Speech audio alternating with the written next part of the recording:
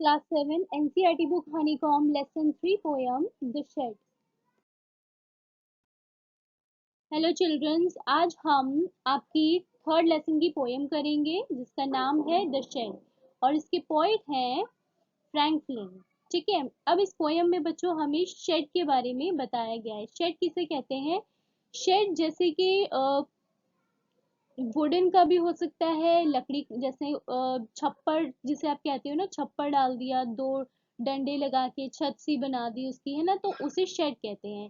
या फिर पूरा अच्छे से वुडन का, लकड़ी का बनाया हुआ भी हो सकता है। ठीक है, तो इस पोयम में हमें पोइट ने शेड के बारे में बताया है। उसके गार्डन में भी एक शेड था। ठीक है, तो उसे देखकर उसको कैसी फीलिंग आती थी, उसका शेड कैसा था उसके गार्डन का, तो उसके बारे में हमें यहाँ पे पूरी एक्सप्लेनेशन दी गई है इस पोएम में। ठीक है, तो अब हम इस पोएम को पढ़ेंगे। There is a shed at the bottom of our garden.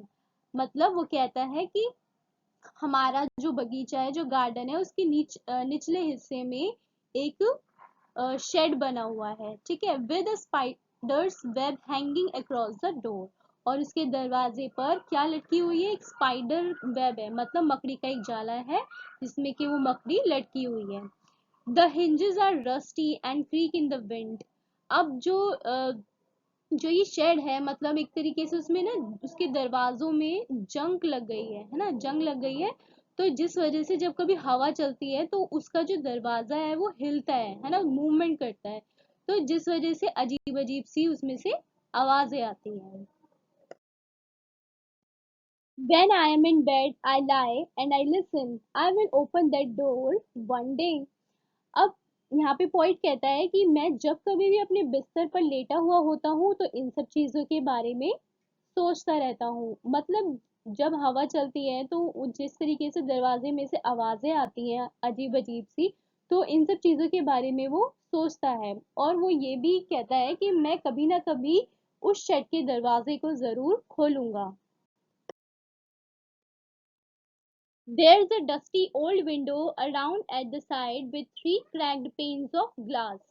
अब यहाँ पे पॉइंट कहता है कि जो इस शेड की विंडो है, मतलब इस शेड के साइड में एक विंडो है, एक खिड़की है जिसके तीन जो कांच है, मतलब खिड़की में कांच लगे हुए हैं, तो उसके तीन वो टूटे हुए हैं। आई often think there's someone staring at me each time that I pass.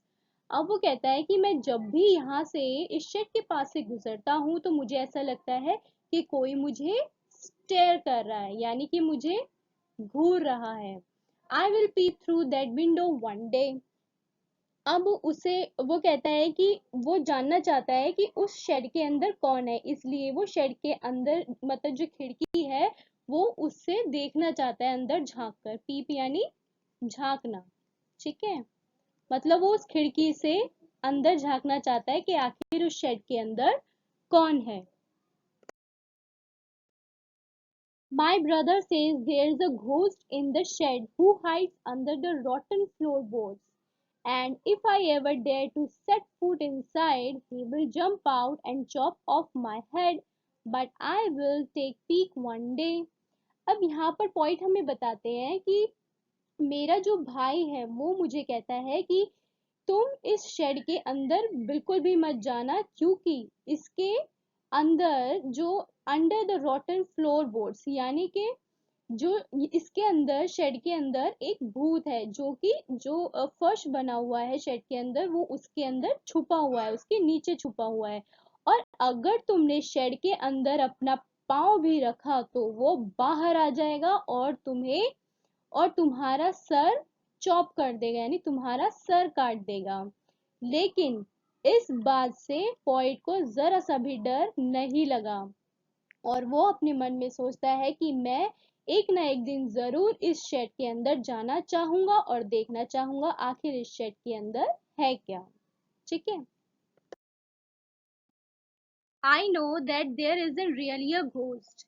My brother tells lies to keep the shed for his den.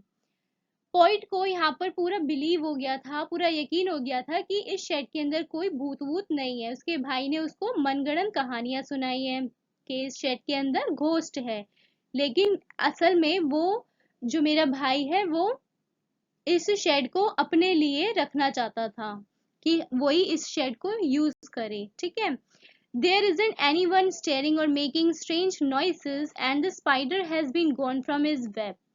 अब वो कहता है कि यहाँ पर ऐसा कोई भी नहीं है जो कि मुझको स्टेयर करता है, जो कि घूरता है या फिर अजीब अजीब आवाजें निकालता है, यहाँ पर ऐसा कोई भी नहीं है। और वो कहता है कि यहाँ से मकड़ी के जो जाला था, जो वेब था, उसमें से मकड़ी मकड़ी भी चली गई है।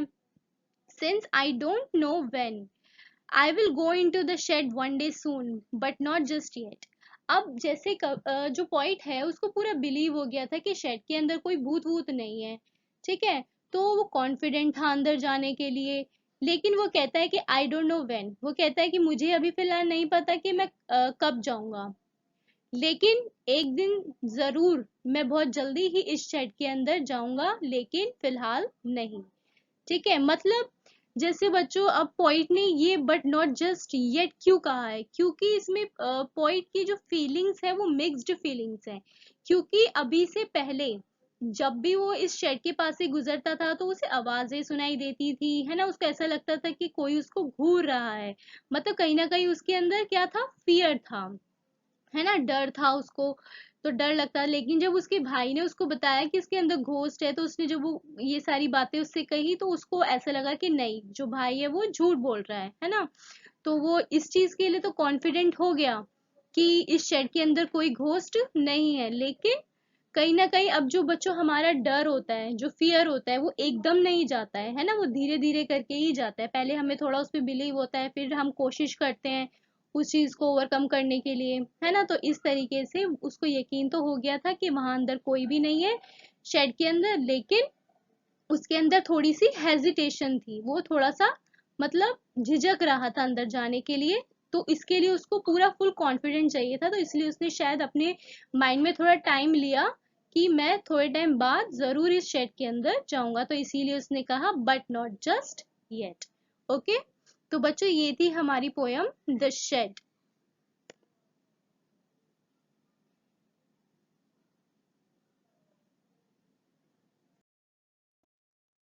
ओके, सो अब हम इस पोएम के क्वेश्चन आंसर करेंगे। पहला है, who is the speaker in the poem. अब इस पोएम का स्पीकर कौन है?